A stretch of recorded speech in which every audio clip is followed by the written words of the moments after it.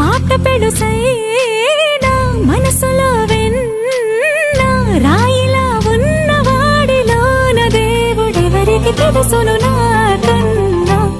సూసేకి అగ్గిరవ్వ మాదిరే ఉంటాడే నా సవే